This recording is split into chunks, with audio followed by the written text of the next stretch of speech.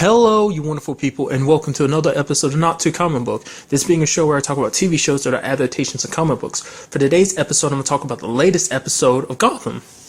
So in this episode, which is very all-around weird and interesting episode, we had that whole thing at the beginning where Hugo basically shredded all the evidence. I mean, it was never discovered how he really found out about, the GCPD. I was literally about to call them the NYPD. Came to investigate him. He knew they were coming, so he shredded all the evidence, any documents and stuff like that, and basically was like, oh, if you really wanted to come back here, get a warrant, which it never came up in the episode.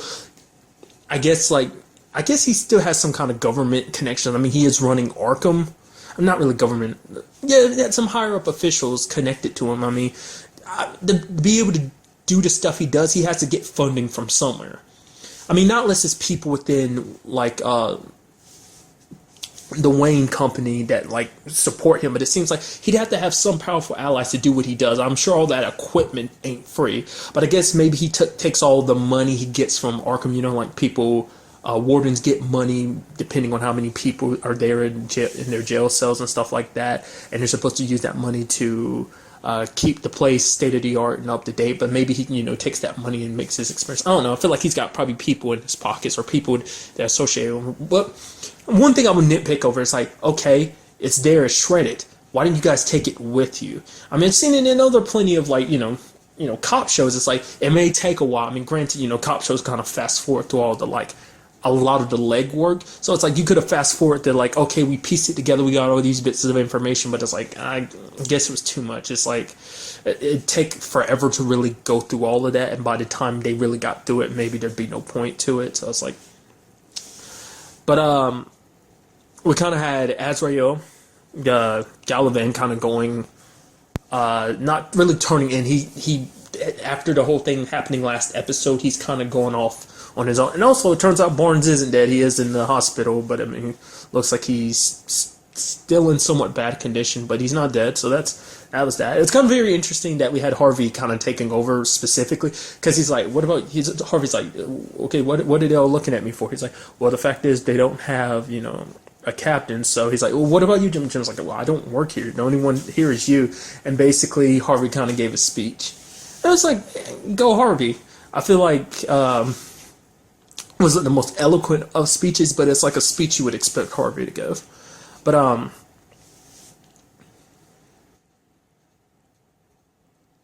we also had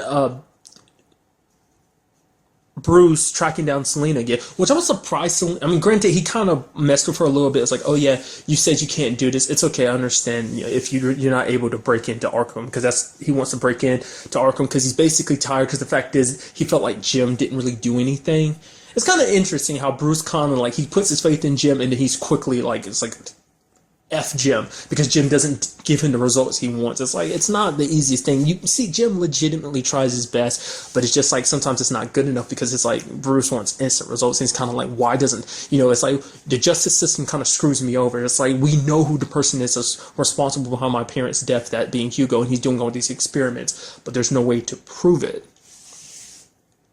And basically, he went to Selena because he wanted to break into Arkham. And he basically kind of was okay, I guess you can't get in. She's fine, yeah, I can get in. Especially because Bruce told her that her friend Bridget, who, the fire lady, she kind of goes by the name Firefly now. I feel I vaguely remember that character. I mean, obviously in the show, yeah, but I'm talking about cartoon-wise. I feel I've seen Firefly pop up in other stuff. I don't know. I get the vague notion. Maybe I'm remembering something incorrect. I feel I remember. Maybe in this show, Firefly's a woman, but maybe in other versions, maybe Firefly's a guy. I don't know. It's just something that's I got a vague notion. I remember that character from some kind of Batman-related animated series. Maybe I'm just imagining things, but the character does seem familiar for some reason. Like I said, outside of the show, because I do remember the episode the character's from. But basically, that was Selena's main motive for going in there. A side note, Selena had freaking goggles on the top of her. It's something that just popped in my head when I was watching this. She doesn't wear those often, right? Is that just my imagination? Is that just kind of every once in a while thing? Because it's some versions of Catwoman, she has goggles.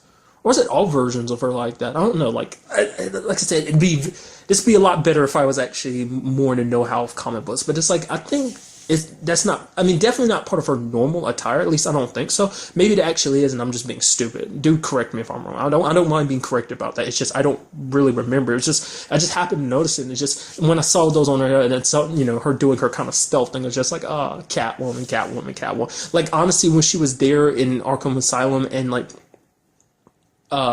she was there in front of that light, I halfway expected while she was standing there that the light would hit her. I mean, obviously no one would see. I mean, granted, if that happened, she probably would have been caught immediately, but I thought the light was going to like show like the shadow of a cat or something. I don't know. I thought it was something they were going to throw in there, but it was like nothing there. It's like, oh, okay. It's just something random that popped in my mind. We had there was a part of my brain that like initially was thinking like, oh, that Galavan's sister Tabitha, which I could never remember her name until they said this episode. I was like, yeah, Tabitha, yeah. So I made sure to remember it this time. But Tabitha was kind of running and leaving Butch behind. Butch was like, oh, I'm sorry if I did this and that. He's like, I'll change. I'm going to start eating fruit. I'm sorry that I kicked Barbara out, which is very interesting. It's like makes you wonder where the hell Barbara went, because that was like the only other place she can go. If she got kicked out there, it's like where did she go? Makes me wonder does their old place still exist anymore? The one that her and Jim had before. It's like Jim ended up selling that, didn't he? I think he did. I don't know. Not unless she went back there, like broke in, and whoever lives there now is just going to find her next episode or something. And it does make you wonder, like, where is she at? What she's doing?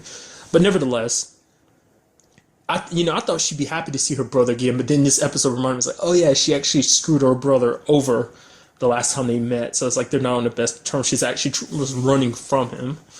But she ended up helping Jim and Harvey track him down, because basically he was looking for the real sword. The sword that he got last episode from Strange was a replica of the real sword that the real Azrael wielded.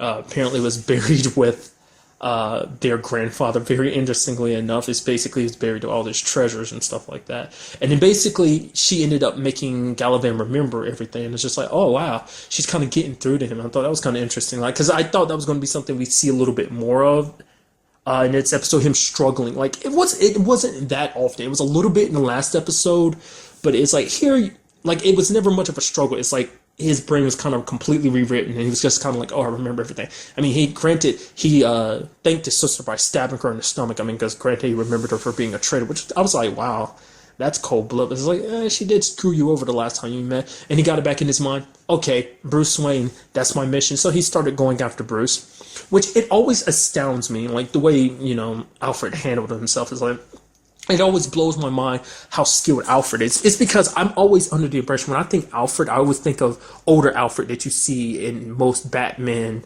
materials. So it's like, he's slightly older in this show. I mean, not as old as I feel like he is in any other, like any other version of Alfred, but this is like a slightly younger Alfred, so he can handle himself. I mean, he was in the military. That was prior to this show. I didn't even know that was part of Alfred's background. I think that's typically part of his background. Like, I'm not familiar with his background at all, so that could be just me talking out of my ass and being completely wrong. But I'm guessing that is a bit part of his like past. Because when I get the chance, I am going to take time to actually look into Alfred more. I mean, it's probably like some very interesting stories in the comic books about him and stuff like that. But handled his own against Galavan, which is like not that easy. I kind of forgot about the opening of the episode where he literally killed that priest by twisting his head into like a 180 degrees. I was like, wow, that always freaks me out a little bit when you see people's necks getting broken and then their bodies laying face down and the head is facing. It always freaks me out, and it's like, wow, that was just sad. It's like you could have probably just done a simple break his neck and just leave it twisted, but it's like you had to do a full 180 just to kind of show off. But this episode also showed the kind of somewhat return of Penguin, at least out in the open. We haven't seen him just out and about. He ended up visiting Butch and Tabitha when she was in the hospital, and essentially made a truce with Butch. And essentially, he was like, okay, promise that you won't come after us. And Penguin's kind of like, I suppose. Because, I mean, he still has a problem with Tabitha, too, because it was, Tabitha and her brother killed his mom. So he holds, something against him, especially Butch, because Butch betrayed him, so. But he's like, I suppose. He's like, promise me. He's like, fine, I won't come after you, I promise. And basically, I will admit that's like a goofy thing, but it was like kind of like I didn't expect that. How the whole Galavan situation ended. Basically, Jim put in a whole bunch of bullets into him, and then when it's like even after all that, literally unloaded an entire clip into him, still got up, and then you see Penguin show up and Butch is there. Butch fires a freaking rocket and blows him. Wait, did that just literally happen? It's kind of interesting. Like I said, people have their problems with the show. I like the show. It's just we're getting into that very weird area of it. But then, granted, the DC universe in general is weird. I mean, when you actually break it down, it's just like there's aliens, there's magic, there's like a lot of crazy crap that goes down in the DC universe. So it's just so weird because it started it started off legitimate. It's just like a kind of a crime drama. It's just like, oh yeah, like a little bit of a police procedural, like cop show. But now you're like venturing into kind of currently the more science fictional element, with Mr. Freeze, like I said, and bringing Galavan back to death from the dead. I mean, granted, you could probably push that into the supernatural element of the DC universe, but still, it's weird to see that integrated in the show, and it does make you wonder. Now that we've gotten this part of Gotham, it's like in the future, because this show has been, if I remember correctly, I did hear that it did already got renewed for a third season. I could be wrong about that, but I remember hearing that from somebody. But maybe it'd be kind of interesting to see where that goes off in the third season. It's like, okay, we've already kind of go into the weird area, meaning we're going to get probably even extra weirder next season, which is kind of hard to believe, but I mean, who knows? But that situation was dealt with the way it was, and I just found that astounding. We also had kind of a small thing in this episode was like Nigma. He found the thing about him getting out. I like the fact is him and Selena Butler and stuff, each other's in those vents. It's like, hey, you're that guy that tried to frame James. You're the guy that tried to frame Jim. And he's like, oh, you're the girl that tried to sell him out for money. She's like, oh, yeah. That was kind of an interesting bumping into each other like that. And I did love the fact this Nigma did try to get out. I could only, he kind of explained it himself, but the reason why he was trying to get out, because he didn't want to be the next experiment that of Hugo's. And literally got out, enjoyed the fresh air for like 5 seconds before all the guards there caught him. And Selena ended up meeting Bridget, aka Firefly, but it's kind of the same situation with Galavan. It seems he has done that experiment with other people, giving them different personas. It seems like, because he brought that up, last episode that he was going to try it out, and it seems like he's done it. So Selena's kind of got to deal with this crazed Firefly. So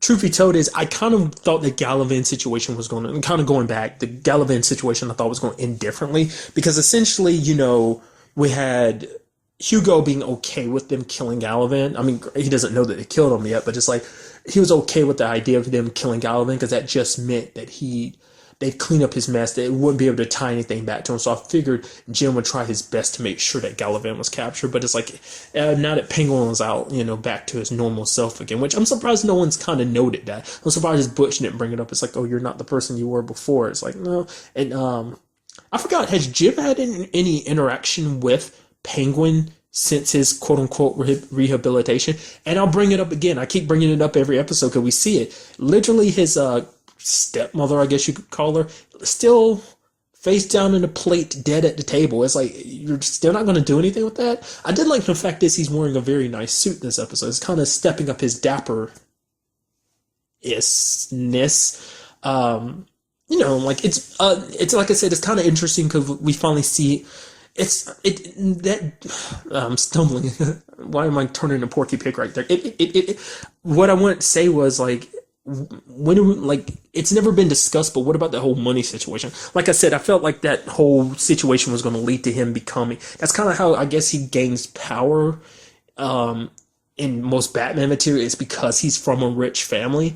I mean, which, he just recently discovered he's part of. Literally everyone else in the family is dead, and he is the true blood relative to his, the true successor to his dad's fortune. So it's like, the fact that he's got that suit makes me wonder, is that, him tapping into that fortune? Because it wasn't really brought up whether or not he has access to it now or not. Or was that just one of his dad's suits or something like that? It's very interesting. We really haven't even seen him mourn his dad too much since he killed him. It's just like we've just since he's kind of reverted back into his old self. It's just like that's all he's focused on. I mean, main thing we got out of this episode was him focusing on revenge. So it does make you wonder. Like that is an element I'm wondering because it's like he's coming back strong, probably stronger than ever. Because I did wonder like how are you going to take down Galavan and handle this situation? Because it's like you don't have the manpower, but it's like him and Butch are currently temporarily working together, so I'm wondering is that going to be like before? I mean, granted, Butch is kind of a different person than he was before, because even Penguin kind of noted the fact is, oh, he liked the person Butch is kind of now, but it's like, will they join up again? I don't know. Probably most likely not, because I doubt Butch is all okay with the fact is that Penguin kind of had, he was kind of brainwashed and working under Penguin, as well as, Penguin's not all that forgiving of Butch betraying him, which led to his mom dying, so. But it's very interesting to see where everything goes from here, especially, what we saw in the preview to next week's episode. I'll spoil it to obvious, like a certain degree. A certain character's come back, so that was kind of interesting. Hadn't seen that character in a very long while, so it's interesting to see what they do with that character. So.